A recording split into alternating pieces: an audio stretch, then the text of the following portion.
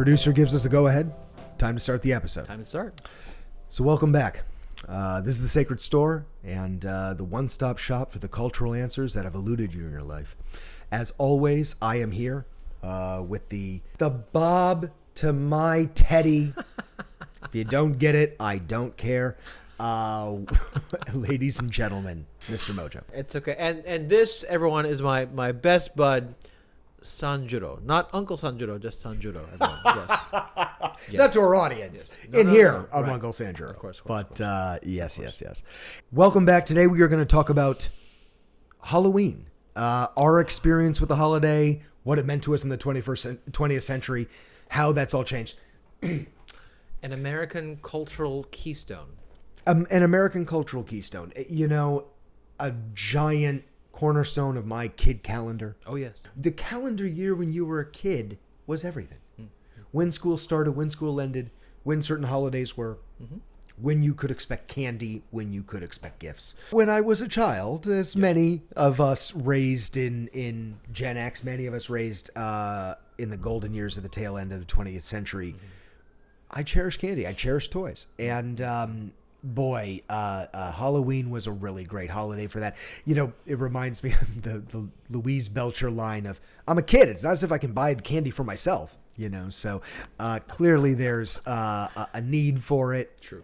But it was more than that. It was a cultural thing. It was a community thing. True. As the weather changed, there was just this feeling and this, I want to put a costume on, you know? It's the and also decorations around the city, right? Yes. Stores get more festive. Absolutely. Right? Paintings on windows. Yeah. Decorations everywhere. Oh, yeah. We're going to talk a lot about some of the retail places I visited when I was a small child because of their cultural influence and impact on my holiday. But they'd all have painted windows. Oh, yeah. They would all have store displays.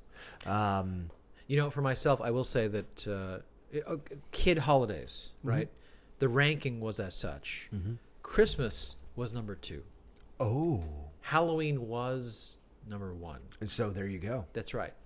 Now, mine was reversed, but I think we can establish maybe because I was a very spoiled only child. Wow. So we'll set that aside. I still loved Halloween, and I will say that Halloween was, for me, the community holiday because both Thanksgiving and Christmas are family siloed. That's healthy, and I'm not in any way disagreeing with that. Right. But you don't share it so much with your community. The Christmas thing is you all prepare together. You do decorations together. You all shop together. You get ready for the break. But then when the break comes, you're with your family. And when the day of the holiday comes, you're with your family. Halloween was you're with the community. Not off, you know, if the day fell on a school day, you wore your costume to school. You went to school in outfit, and you usually participated in a parade. I almost always participated in the parades. Love the parades. And going to, you know, I'll be honest, as a child, I think I relished weekday Halloweens more than weekend ones, which obviously would reverse very heavy post 18 years old. But before that, I think I preferred a school day Halloween, so I could see everyone else's costume, show off my own, have that entire day experience in costume. Oh, yeah. Before then, we would walk the neighborhood at night. That's right. And gather our candy. Right. I remember if a Halloween occurred on a weekday, I do recall like the next day, going back to school, no one wanted to be there. It was like the kid hangover, you know Big what I'm time. saying? Yeah. No, you know, no one makes you go to school on December 26th. That's right. So, that's right. You know, for such an important holiday, November 1st it's a rough day. That's right. You know, that's if right. you have to go to school on it. You know, these days they let the kids not go to school. You know, kid in the chair, you have it in so many ways easier than we do. Easier's not always better. But you definitely have it easier. And but we will talk tonight about how more than any other holiday, this holiday has transformed from the time that we experienced it as a child to what it is now. Sure. With, you know, these trunk and treat. And I'm not Not trying to rip on it. My cousins just texted me tonight. My little cousins are going to one tonight. It's very healthy. Their costumes delicious, you know. But I did want to think 2 weeks before Halloween, and we're filming this very early. This will be published a week before the holiday, but we wanted to be a little ahead of it. And but also just that, you know, it's not in the neighborhood, and it's not, you know, but not everybody lives in that kind of situation. You know, my cousins live on a big farm, so, you know, they live far away from a lot of their neighbors, I think. And again, I tried to like fix this with like some soap and stuff, so when clearly my Mr. Science effort did not pay off. Sanjuro, you'll have to educate me on the current American Halloween. As you know, we've been absent for like about a decade, right? Yes. So I have no idea how it is nowadays. You know well, there's also, we're gonna once again say there's a little bit of a disconnect here in that I'm of a certain age without children, so I'm removed from how holidays are celebrated, you know, at a certain age now.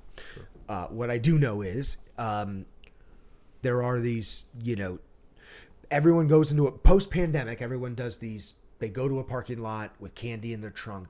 Everyone parks. Everyone opens their trunk. The kids walk around and get candy that way. from the trunks. From trunks, you know.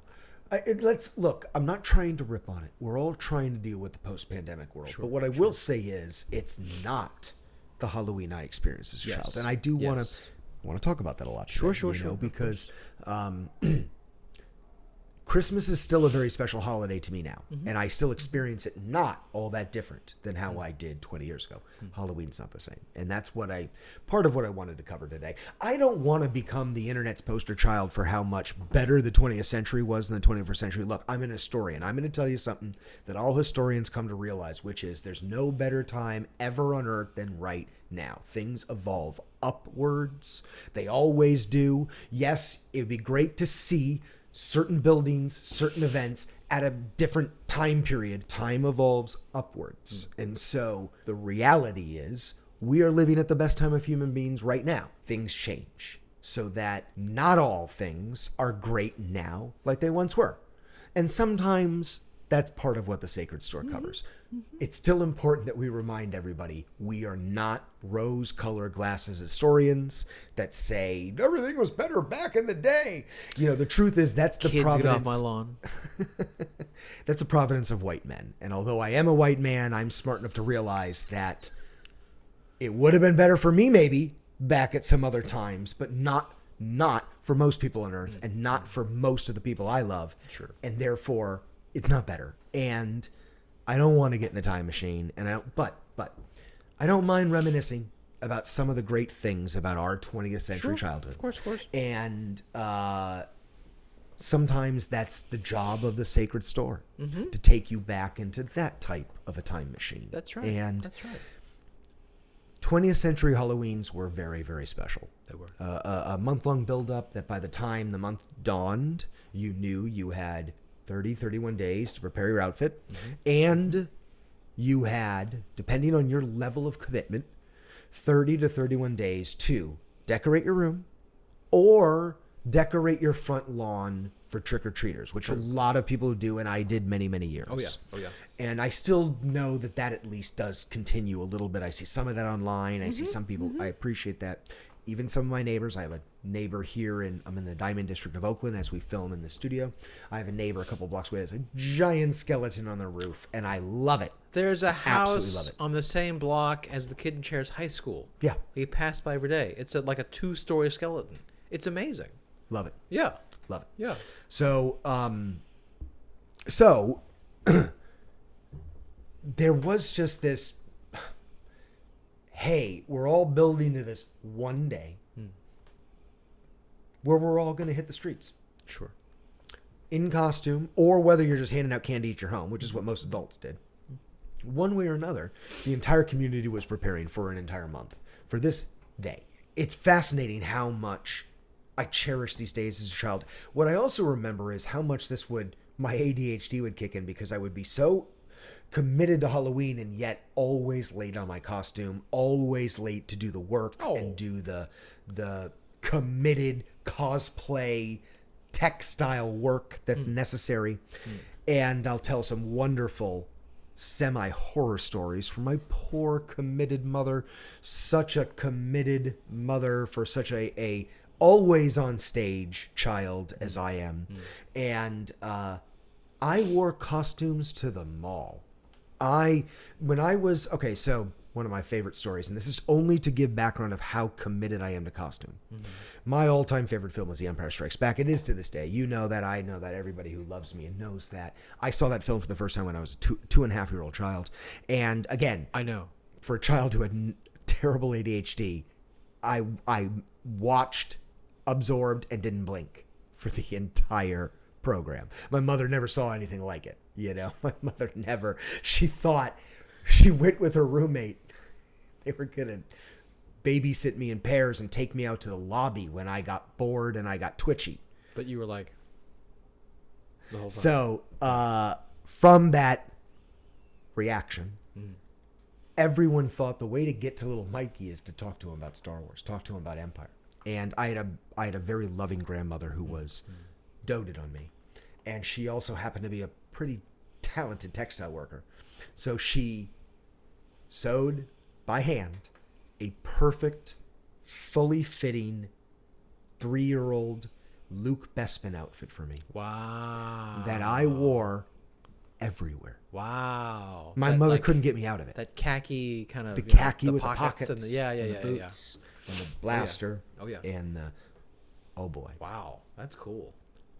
Bespin Luke, man. I preferred the black cloak, personally. Oh, the Jedi. That's just Jedi. me. That's just me. Sure. But, most people, when they think of Luke kicking butt, he's in the Jedi outfit with that beautiful unfolded. Yeah, no. Yeah. And I'm with you. But no, I'm a Bespin Luke guy. I don't know why. It's me all over. You are of the era. And I'm just an Empire kid. My entire life could be drawn back to the experience of absorbing that film and its impact on my psyche. So I always love outfits. I always love that idea of getting on costume and getting in front of people. It's just, let's be honest, I still do it to this day. I have many, many great Halloween memories, and the outfits that came with them and the trials and tribulations of trying to put the outfits together. So the first one I want to talk about, which is the most legendary, the most classic, I'm going to start with the heavy hitter, is that Halloween 83. So, the year. Amazing. Oh, I know the year. And there was this wonderful store. I'm going to talk a lot about Montclair, which was the little downtown area closest to my mother's, closest to my father's when I was growing up in the Oakland Hills. And Montclair handled Halloween very well, by the way. It was just this beautiful little Goonies-like town on the side of a mountain that is just so beautiful and quaint. And they had a place called McCullough's, which is essentially like a clothing store, but also they sold sewing kits of all kinds. So you could sew your own dress pants, sew your own dress shirts, whatever. Well, they were the Halloween mecca. And when Halloween came, you could go to McCullough's and they would just have these racks of sew it together your own costumes, right? Well, 1983, we're going down the racks, me and my mom, and there is an Ewok costume. Oh. That McCullough's has. Interesting. So it's like a kit, like a sewing kit. It's like a kit. Interesting. You got to make it. It's not built. They give you the materials and the patterns, but you got to get on the sewing machine and you got to actually do the sweatshop work. Like the IKEA of costume shops. And I don't remember the conversation in the store. This is 83. I don't remember how my mother and I decided on this. I have no idea if the decision was even made in the store together. I don't know if I demanded it. Likely, if you know me. Well. But somehow, my mother got on the line. Sew me an Ewok costume. I see. It's aggressive, and my poor mother trying to be the everything woman of the 80s. I can do it all. She takes this kit and she brings it home. And the famous story is her roommate, Mary Ellen, shout out to Mary Ellen, comes home and my mother is just covered in fake Ewok fur, pattern agog, pieces everywhere. And she's just crying Oh. uncontrollably. Oh. Like just, what did I get myself into? How What did have I I done? sign What have I done? on for this? Now, Oh. the important part of the story is, by some miracle, my mother got that outfit together. Wow. And I wore it to school. And now a lot of people just thought I was a walking teddy bear. Not everyone got that I was an Ewok, okay? But that doesn't matter. It was... Did you have a spear? It was... no, I didn't have a spear. Oh, well, you can't bring spears to school, man. You can't bring... I didn't have a spear. Now, I had the headdress where the ears come through. Yeah. Like the Ewoks had the face thing out. Yeah. It was like, so I had that. Yeah. No, the outfit was pretty killer. And I won like some like best costume like at school, maybe out of just pity and mercy from my mother. But I definitely won some awards for it, and that was one of the legendary ones. What I remember about it, which is so funny, it was like putting on a burlap sack. Well, I remember it so well. It was very itchy. And it had no lining or anything. Oh. So it was just like putting on a burlap sack. Whoa! And I remember when you put on the mask, it was like a burlap There was furnace. A mask? Really? No. It was a whole F, and then I kind of looked like a screen-ready Ewok. Wow. My mom, Impressive, man. Now, the only difference was there was no Ewoks had like this padding. So they filled out. Mine kind of like sagged on me a little bit, but so you were a sskinny Ewok, basically. Skinny, starved Ewok. Needed to eat a little more. But one of my all-time great Halloween costumes. And again, my mother is a legend. And shout out.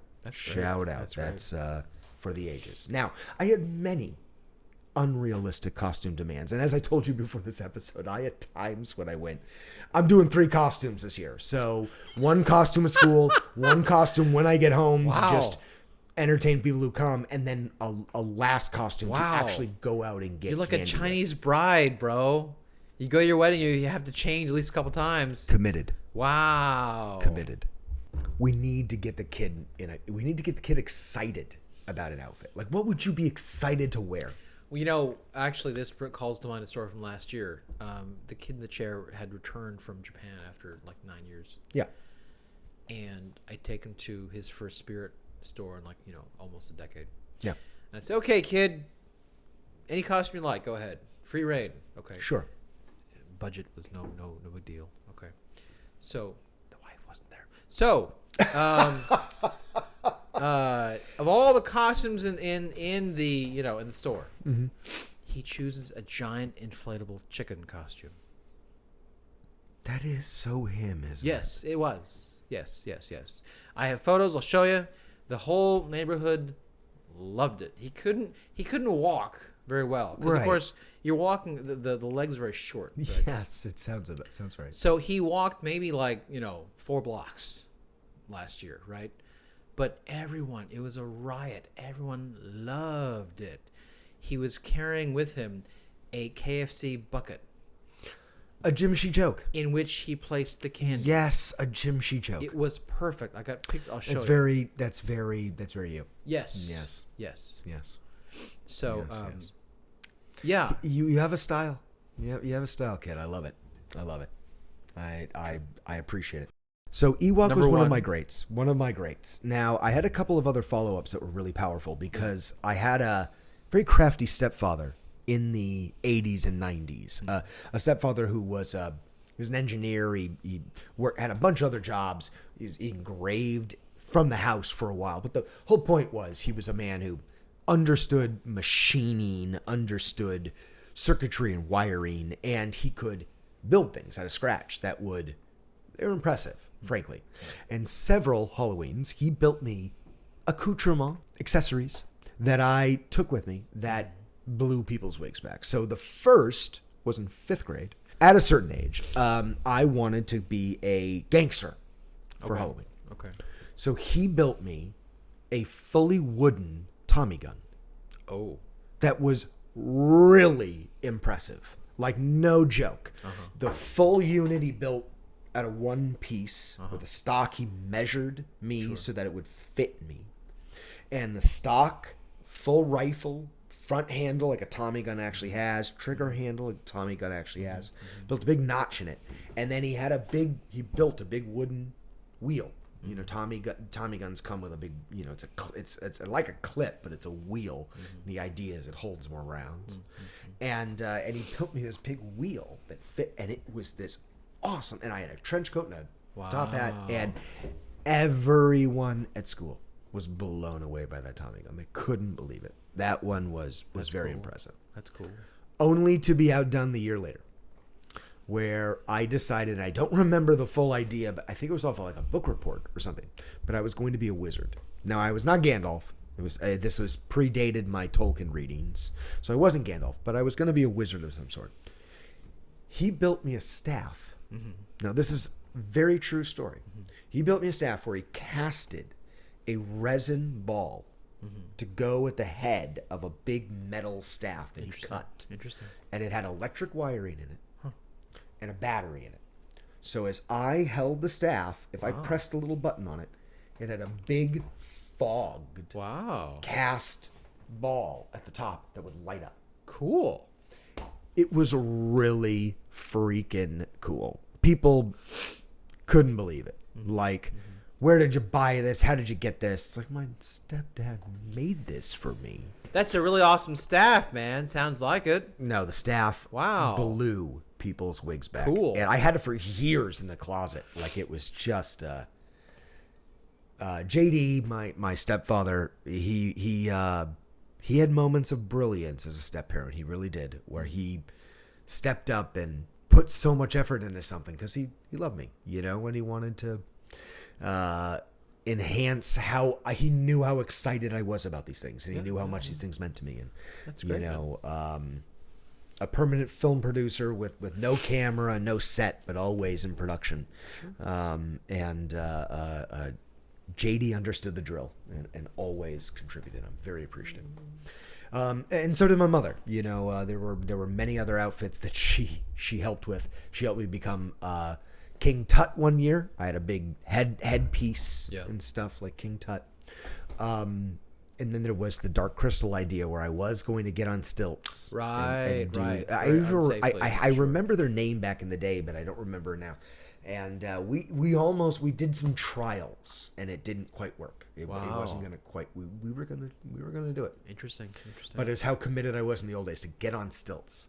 I don't know how in the world I thought I would trick or treat. The idea always was just to blow everyone away at school. But I don't know how in the world I would have trick or treated on stilts. But anyway. Right.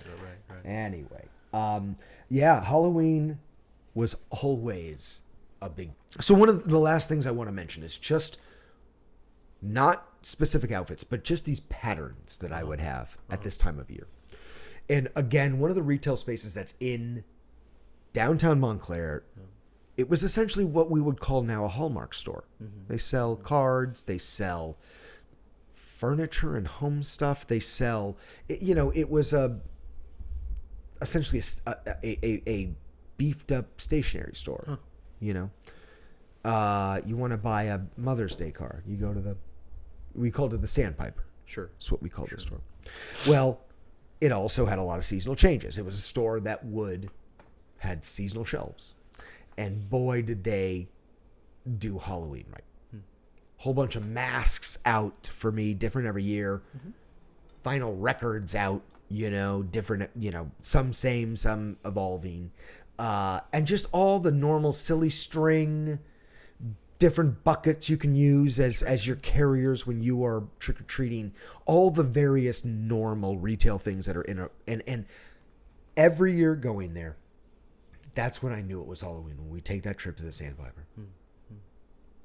I would usually get some decorations, whether for my room or whether for the front yard.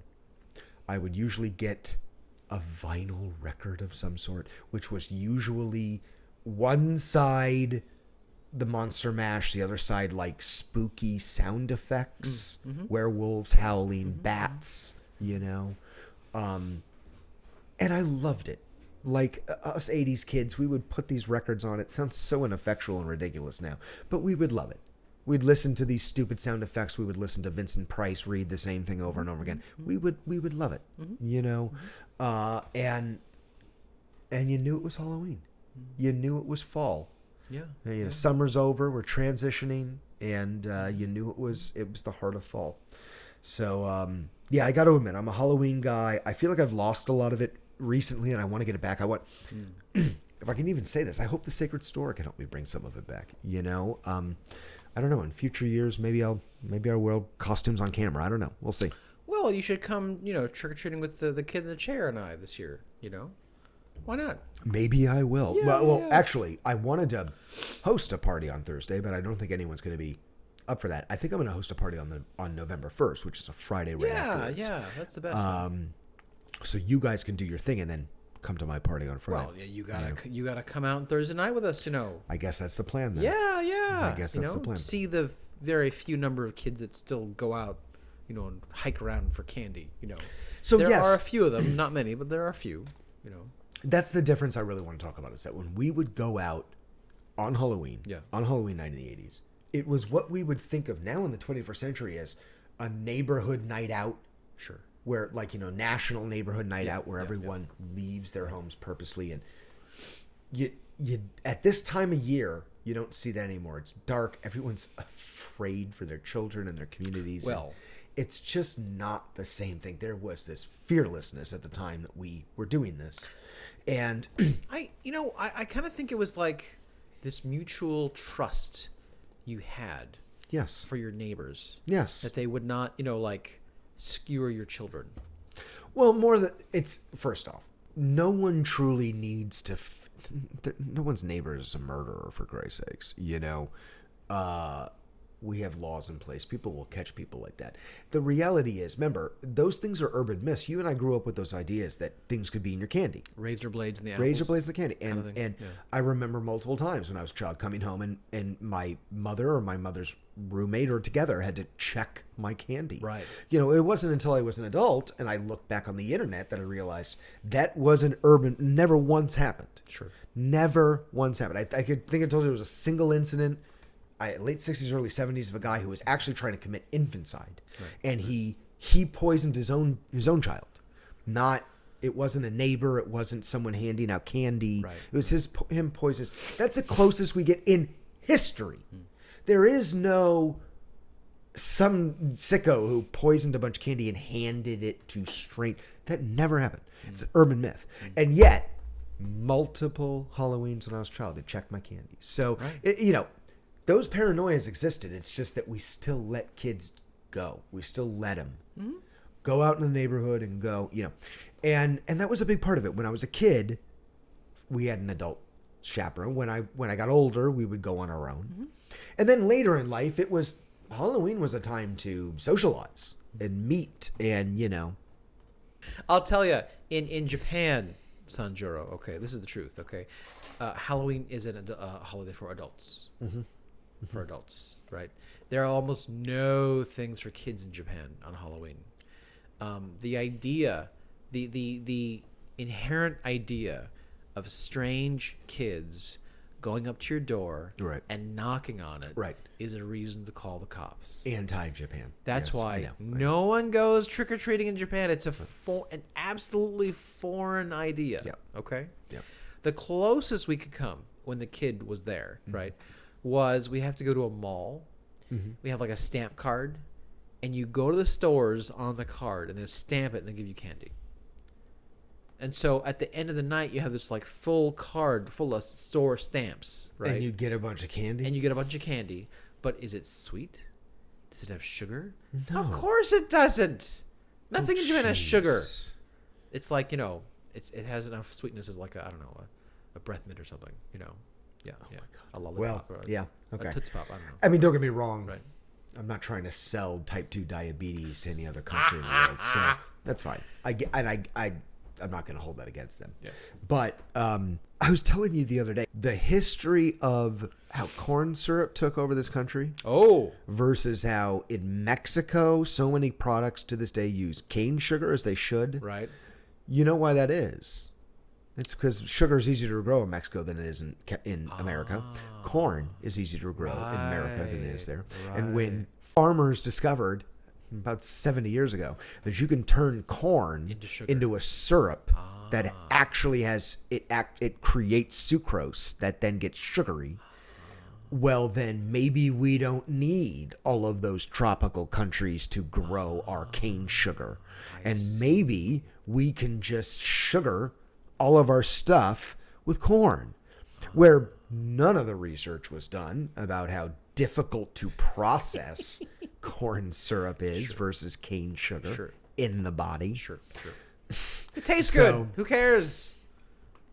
So, to this day, I will never drink a normal Coca-Cola, but if you have a Mexican Coke that has cane sugar, I will occasionally indulge, and and you just think, everyone doesn't think of Mexico as the healthier country. All right. No one thinks that. And yet it is because they can grow sugar. Right. And we grow so much corn that they have a blockage. It's a tariff against corn syrup. I see. And as a result, all of their products, including their Coca-Cola, are made with the more expensive cane sugar. Also, the better cane sugar. Right. But if you notice, especially post-pandemic and the supply chain being affected by everything, Mexican Cokes are very expensive now.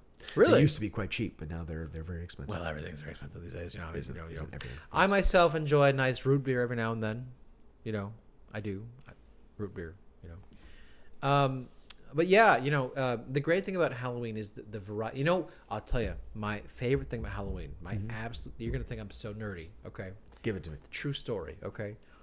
And I haven't talked about costumes, but I will. Costumes, okay? I want it. My absolute favorite thing about Halloween was going out, getting the candy, many, like a whole big bag of it, okay? Bring it home and categorize it. Isn't that the nerdiest thing you ever heard? Okay. I can see you doing it. Here we have chocolate, okay? Here we have non-chocolate, okay? Yes. All in their each little different, like categories, okay? And you write down how many mounds I got this year, how many almond joys, how many sweet tarts. It, actually. That was the best part. The funny part is now I've become kind of a statistician in my adulthood, and I appreciate that. If you had taught that to me as a kid, I probably would have loved it. I probably would be like, yes. Well, what did this you is do? how we do Halloween. What did you do with your candy when you brought it home? What'd you do with it? I put it all into a giant Ziploc bag and just ate it like pretty nonstop. Did you really? Just straight, like just. That's nice. There was some organization, but most of it was, I'm going to eat all of this. I'm going to throw this in the trash. So that's probably the only organization I did. And I was a terrible snob, so, Well, in my house, the whole family kind of secretly ate it. My sister and my parents, they all kind of snuck. No. Oh, yes, of course. That's okay. They snuck pieces out. That's why we had to count it, right? That's why we absolutely had to catalog it because it would go missing, right? Yeah. No one stole my candy. I think that's why I didn't you're take an inventory. a lucky guy, Look, there are a lot of benefits to being an only child. A lot of downfalls to being an only child too. One of them is you get all the gifts and no one steals them. But so many lonely nights. But whole other thing. Well, just have your your die-cast Voltron to keep you company. That kind of that I bury down the backyard. Yeah. Something we got to dig up. So I tell you, I really I loved going trick-or-treating with Dad. Loved it. Yes. When I was a kid, my very first neighborhood was our home in San Leandro. Okay. Very nice. And my first costume that I remember, everyone was kind of shocked. My parents chose for me to be an angel. An angel? An angel with a halo and like wings and stuff, right? With a halo? Yeah. I don't know why. I don't know why. The neighbors were like, Ron, you put your kid in like a cowboy or like a police officer or, some kind of, I don't know, an angel? And I do recall I went to a neighbor's house and they said, oh, you're so cute. Let me get my camera. They go inside. And me and my kid, I got no fear. Oh, I just opened the screen door. Go inside. Follow me. Hey, this smells great. What you cook for dinner? It smells so good. Of course, these days. That's adorable. You don't enter a stranger's kid. And that was very sweet, though. They were going to get their camera, and you were just like, I'm coming to help stage the shot. That's right. That's right. It's adorable. That's right. It's adorable. And then I think my favorite costume ever, my parents made for me a robot costume on like cardboard. They never really made costumes. This is like the only one time, right?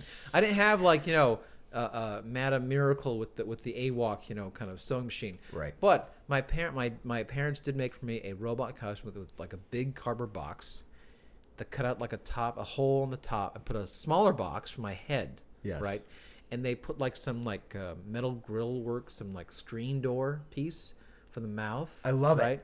And like cutouts in the eyes that look like Google eyes that like drip down. Right. Oh. And then you had like the in the arms. There was like this plastic tubing for your dryer, yeah. right? For your dryer, yeah, right? yeah. And it went like ski gloves. Right? I hope you have a photo of this. I do somewhere. I'll get it. It was a great I loved it. It was a great. That's costume. magical. I couldn't sit down with it at school, of course, but it was pretty cool. I liked it a lot. Now that is a 20th century Halloween. Right? Well, yeah. That's amazing. No one bought that. No one Very, paid very Jeffrey to deliver that to them from online. That's beautiful. Very, very I love it. Are you kidding me? Oh, the non-retail Halloween, man. Oh, yeah. You know? I can, but my memories of Halloween were not costumes. They were hiking around with my dad, okay, getting lots and lots of candy and just feeling really proud. I got all this candy myself. Nice. Yeah. Harvested. You harvested the candy yourself. Yeah. And you got a humongous bag of it. You bring it home, tell your friends, show off to your friends, And I didn't even eat all of it. I couldn't, right? It looks like I did, but I didn't, okay? But it was just the idea of getting it. I love getting the candy. Yes. Yes. It was such an awesome, and I think very uniquely American thing. Oh, yeah. You know what I'm saying? Yes. We stole this holiday from the Irish, from the Celtics, who they did it because they were terrified of the woods and the night and how just general spooky things get at this time of year. And the Irish, who are so skittish, I know because I'm one of them, they decided to face those fears by wearing a costume. And it's so Irish. And well, now I'm wearing a costume. Yeah. Well, we might as well all get together and do something. We might as well all have some drinks while we're wearing a costume. Sure. Because we're going to face the scary woods and we're going to tell the spirits to go fuck themselves. Yeah. And I love it. It's so funny that when someone told me that's the root of Halloween, there was some deep genetic part of me that was like, yeah. What did anyone think it was something else? The woods are scary. The spirits in the woods are scary. I'm going to wear a costume so they don't fuck with me. And of course, nowadays, it's not the woods that are scary. It's not the dark that's scary. It's your neighbors. Okay. That's right. For better or for worse, okay, there's this thing that you should be scared of your neighbors. You can't go out, bring your kid. No, you can't bring your kids to church. No. It's terrible. It is terrible. It is terrible. It's terrible. And it's things like Halloween that have to reconnect us. It's things like Halloween that have to bring us together. Yes. Agreed. Agreed. Okay, we're going to do a quick break, but we're going to come back and we're going to talk about how we celebrate Halloween now and some of our favorite movies and some of the other ways that we're going to try and bring this holiday into the 21st century. Awesome. What's next? Yeah, we want to talk about now what are some of the movies we watch around this time of year? Because let's be honest, we're the Sacred Store. It's how we celebrate a holiday. It's how I celebrate a holiday. Right. Line up the movies and I start knocking them down. And for me, every holiday comes with a very specific set list. Go ahead. On Christmas, I have a specific set list. Halloween set list is very, very sacred. Go ahead. I always open with A Nightmare Before Christmas by Tim Burton. It is my opening masterpiece. It has that amazing Danny Elfman song, This is Halloween, This is Halloween. Every time I hear that, and I don't ever play it until it's on Halloween. The minute I see that song on the TV and the minute I hear it, I know the holidays come. Halloween is upon me. That movie is quite sacred. A masterpiece on many, many levels. Cultural tentpole on many, many levels.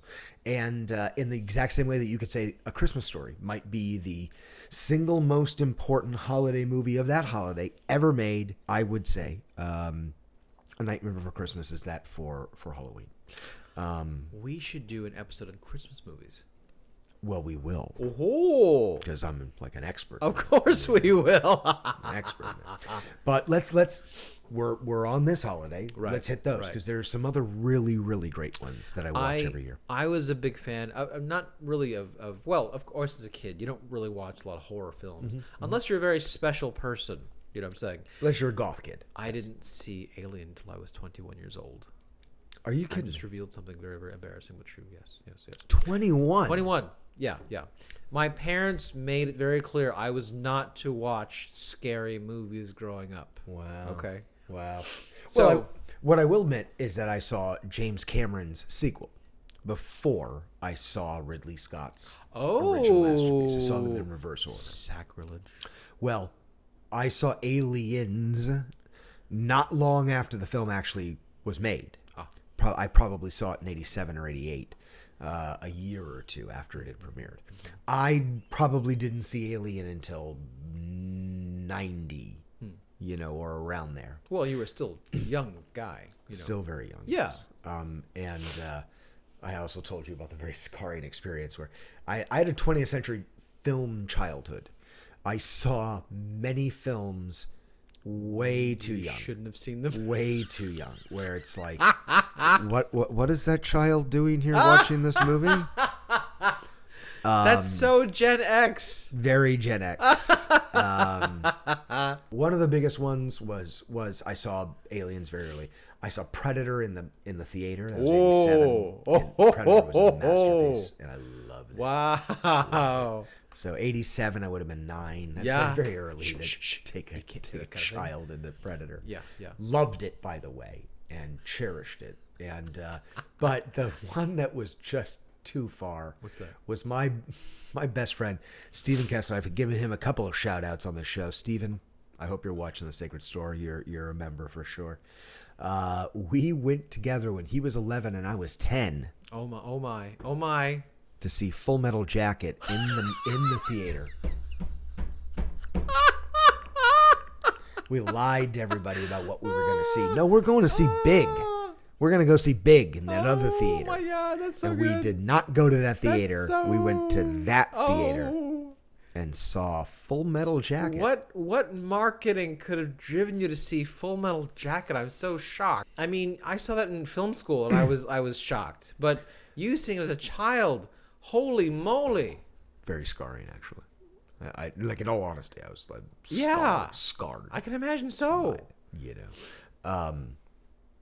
But it made you into the Sanjuro you are today. It did. Look at that. It did. Look at that. And I don't regret it at all. And my love of Kubrick is it's of an innate and marrow love. Sure. He raised me. So scary person to be raised by. Don't doubt Sanjuro's teeth. Oh man. Do not doubt Sanjuro's teeth. So But, Halloween program. Okay, I was really a big fan of It's the Great Pumpkin, Charlie Brown. Oh, Love that show. Love that show. Okay. magnificent. As a kid, you don't know what the heck is sincerity. Why would the Great Pumpkin be attracted to, sincerity? What does that mean? Who knows? Garfield had a great Halloween special. You were mentioning that, and as a yeah. Garfield fan, I'm shocked I have no memory of this. I will have to get clips. It's a really Please. great. There's some ghost pirates involved. It's Garfield and Odie. You love love that kind it. of stuff, right? I love it. Right. What else? Growing up, Hocus Pocus Oh, well, was okay. a big special. Love that one. That's one of those, again, the Sacred Store specializes in films Sure. that are essentially significantly better than they should have been. Now, I'm not going to lie. I've tried to rewatch Hocus Pocus as an adult. I tried to figure out what this whole thing was about. And it didn't hit me, okay? I didn't even get to the witches who kind of... It's their comedy and it's their performance that drives a lot of this. I got lost in the kind of subplot and I just wasn't into it. Okay. I'm not trying to in any way rip on Hocus Pocus, so I'm going to recognize now that it is zeitgeist and of our generation.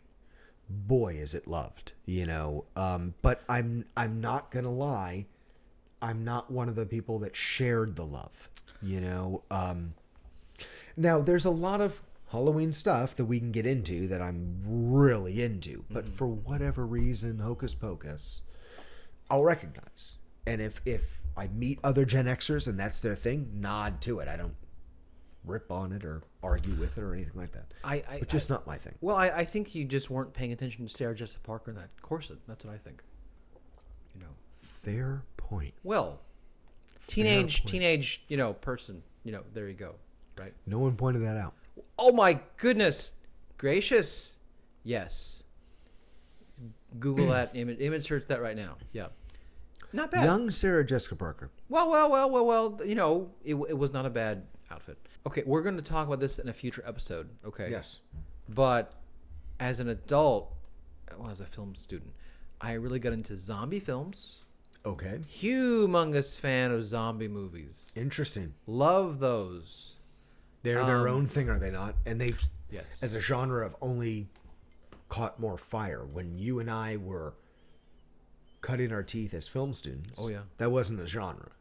You could say, Giorgio Romero made some standout films, and some other people have contributed to the type, but it wasn't.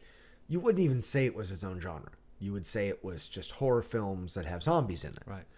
But we live in a zombie world now, do we not? That's right. Where, and I've told people this over and over again, what is the relatability? Well, it's the human, there's a part of the human circuitry that recognizes if infrastructure pathways fail, water, energy, your grocery store only keeps things on the shelves for 72 hours.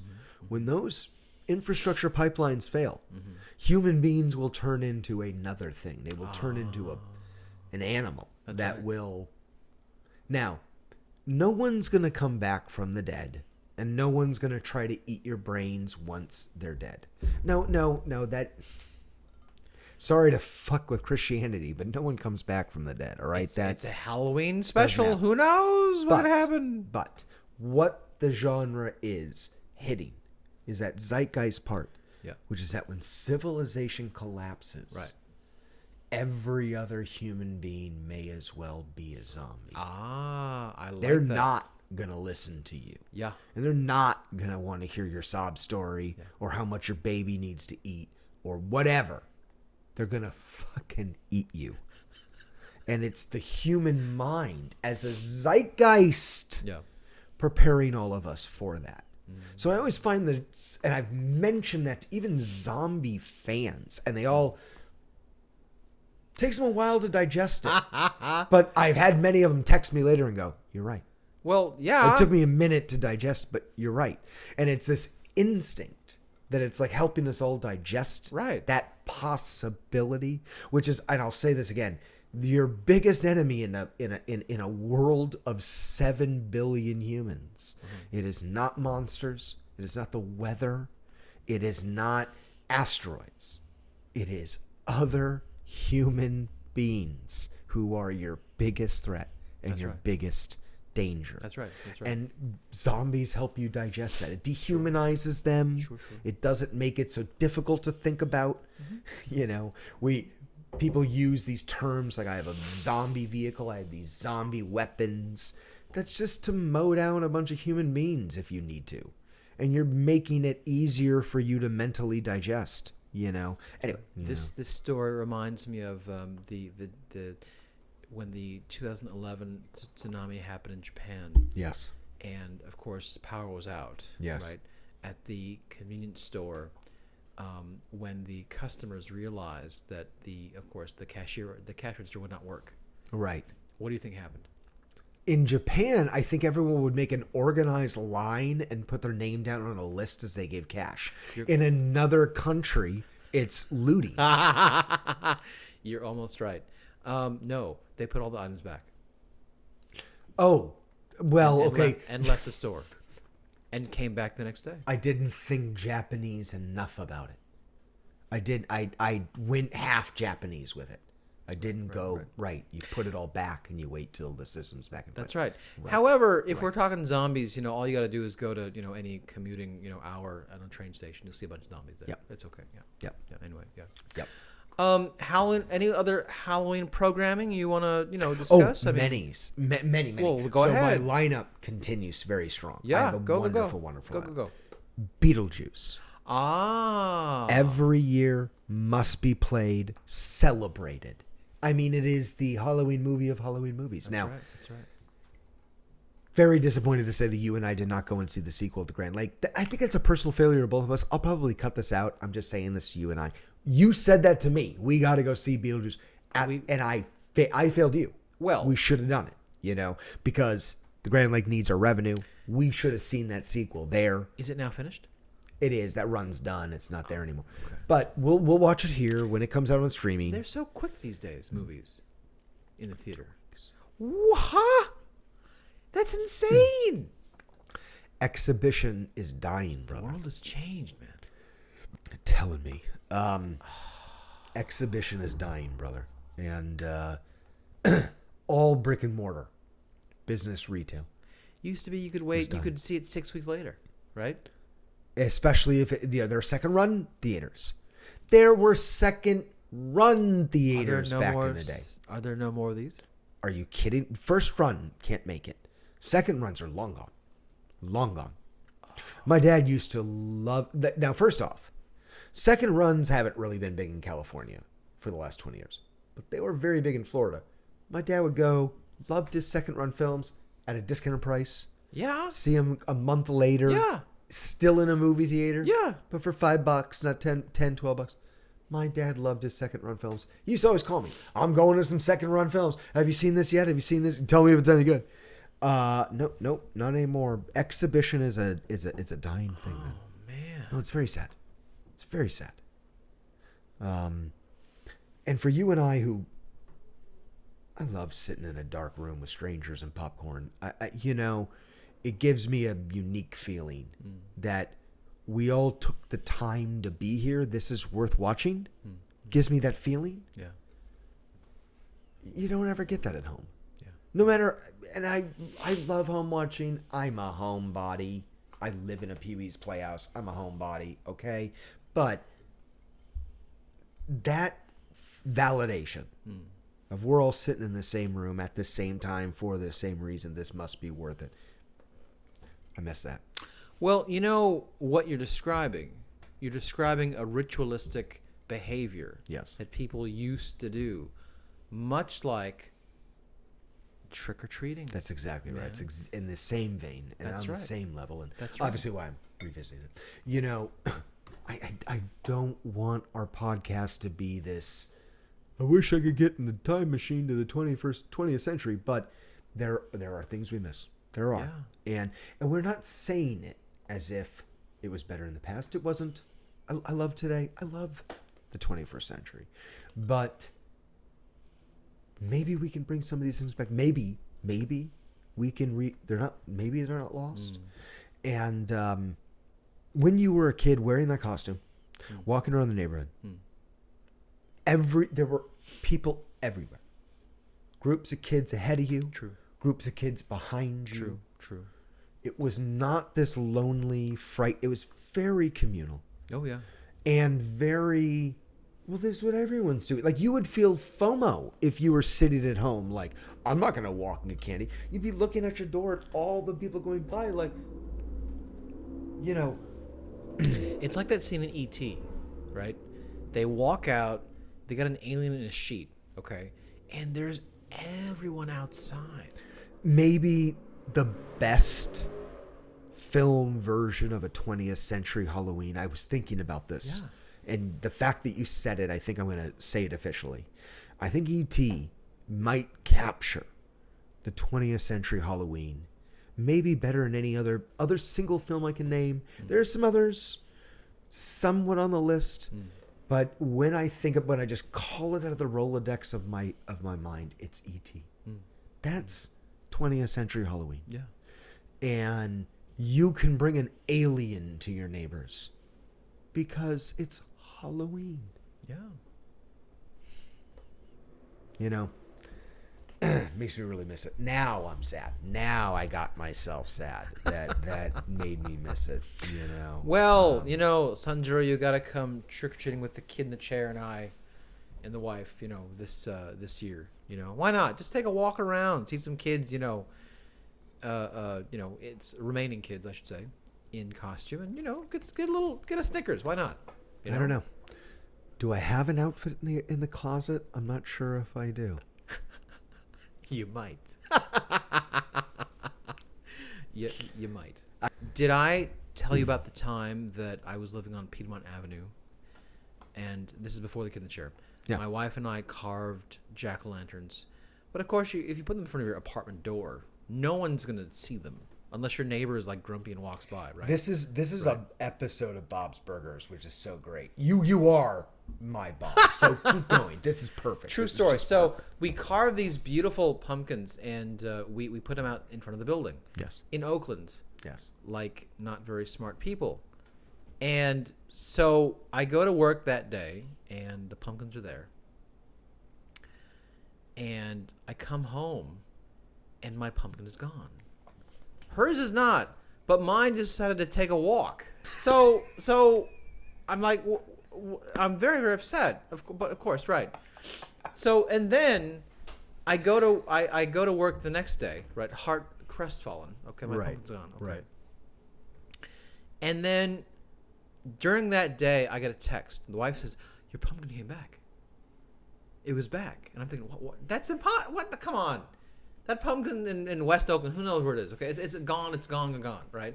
No, it's back. And then I get back that day, and it's gone again. She says, "Oh, someone else must have taken it," right?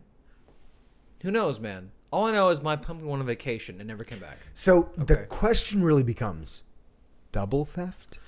Did a thief return it and some second person stole it, which would be a miracle, by the way? Well, or did you get the weirdest and most reticent thief on earth who literally returned your pumpkin for a day and thought, no, I still want it back again, and went back and took it again? I'm not going to lie. I'm going to be sleepless thinking about this for a while. This is quality. What? Are you kidding me? Okay.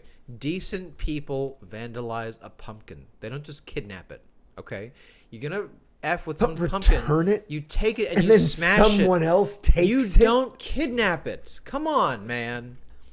Okay, everyone, I'll say it now. Halloween is a magical holiday, and I hope if you are watching this, you will celebrate with your kids, yes, your spouse, your SO, or yourself. Put on an outfit. Yes. Put on an outfit. I don't care if you're 60. I don't care if you're 16 and you don't think the holiday's cool. Put on an outfit. Yes. Go hang out with some people. Enjoy yourself. Enjoy yourself. Yeah. This is such a social holiday, and it's such a communal holiday. Do that. Be with your community. Be with other people. It's the fall. Everything changes. It's going to be cold soon. That's the beauty of this holiday, and I miss it. Especially post-pandemic. I think maybe that's the theme of this episode. Go out. Reinstitute the pre-pandemic Halloween for anywhere you can. Yeah. However you can. And the Sacred Store's got your back, man. We're with you. We're with you. Get some Hershey's. Get some Rolo. Yes. Get some Mounds. Yes. I mean the coconut, not the other kind. Not the other kind. Enjoy Sweet Tarts. Oh man, Sweet Tarts. Let's have a quick candy review. You can't. We didn't do that yet. Let's have a quick candy review. So my all-time favorite. We said this. Okay, go. Haribo, however you want to say it. German gummy bear makers.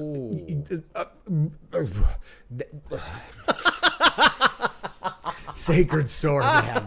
For Michael, that's it. You give me some Haribo, and I am yours. I'm also, it isn't that I don't have a Hershey love. Mr. Goodbar, love a good Mr. Goodbar. Yeah. That also came into late teens. Sure. Mr. Goodbar is a big favorite. Always loved the Snickers. One of the things the Sacred Store, is a big celebration of us. Our families are, it's a big celebration of John Linder, my dad, who is just, he is the Sacred Store. Lamp used to be his. And he used to hand out full-size candy bars by Snickers. He was that guy. And there you go. I love my dad for it, man. There you Love go, it. man. You know, that's Louise. I am a little Louise. Louise would have taken note of where that house is, and I got to hit that house. And I was a big fan of sweet tarts. I love them so much. I still do. As I got older, of course, it was all about Sour Patch Kids, which I got some tonight, by the way. You always, I love when you get me I those, just love- and I they're love great. them. They're I just, love them. they're fantastic. That's so good. But I will say, you know, Hershey's or peanut chocolate. I gotta go with peanuts. You know what I'm saying? Yes, I hear you. Okay. Because I'm a Snickers guy too, but Right. I'm not gonna lie, Reese's is sacred. Peanut butter cups they've gotten smaller. Well, I'll be honest. My favorite Reese's always were the little minis that were in the tins. Oh yeah.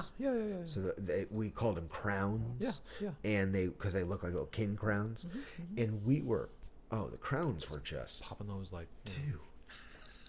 From Price Club in the old days, Oh, yeah. not Sam's Club Oh, yeah. nowadays. Oh, yeah. We would get these. Okay, plain M&Ms or peanut M&Ms. Go ahead. There's so much value to both. Now, I have specific memories of both as if they're separate candies. Okay, choose one. Peanut. Thank you. Peanut. Thank you. Now, I like Sacred. original. Thank you. I like original. Well, But peanut, I have some of my best memories with peanut yes. M&Ms and Yes. weird dental trips where I was so sad afterwards and they had peanut and M&Ms and I was okay after all of a sudden. Nice. And just great memories There like you that go. where peanut M&Ms bring happiness, man. They do. They do. So when I close out Halloween, I actually don't. I love John Carpenter's original Halloween. I don't usually close with that. I actually usually close with The Thing. Still Carpenter. Kurt Russell. Still a masterpiece. Yeah. It's amazing, and it scares the shit out of you every time. You know, you could watch it 100 times. That last scene when they're gonna die in the snow, and one of them might be the alien. So whoever finds them next is gonna find the alien again. So the alien still wins.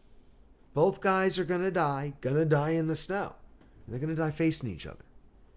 But if one of them's the alien still wins, yo. And it's rough. Like every time that movie ends, I don't know how to take it. It's not hopeful, and I don't even know how to walk away. Like, am I living in the world of that alien right now? Is 7 billion of us that alien, and I'm just part of the left of the one. You know, that movie messes with me every time. I love it. And if you haven't seen John Carpenter's The Thing, I don't think there's a Sacred Store recommendation we can give higher than that. That's maybe one of the greatest physical effect movies of all time. Maybe one of the greatest horror movies of every time. Hey, you can even say this. It's a remake. And it is so significantly better than the original. It can't even be compared. A remake of The Thing? The Thing is a remake. There was a 1958 version, brother. Of a film called The Thing? Oh, it's the exact same plot. Huh. It's just not executed the way John Interesting. Carpenter executed Interesting. it. Yeah. Okay, so, all right, that was Halloween. I do still enjoy covering all of this stuff with you, brother, and revisiting the time machine that really the Sacred Store has become. Of course, and of course. No better way for us to revisit the 20th century, bring it into the 21st century, and share it with our audience. So That's right. I hope you guys got a whiff of our fall, the crisp air, the brisk ideas, the bold costumes that we always had envisioned. And hopefully we'll show some photos that go along with all of this. Thank you guys for joining us. Once again, the thing about the Sacred Store is for us to tell you about the culture that is sacred to us. The real magic is for you to find the culture that is sacred to you. Come back and join us next time, and hopefully we'll help you find it. Thank you. Thank you, brother. See ya. See you next time. Take care.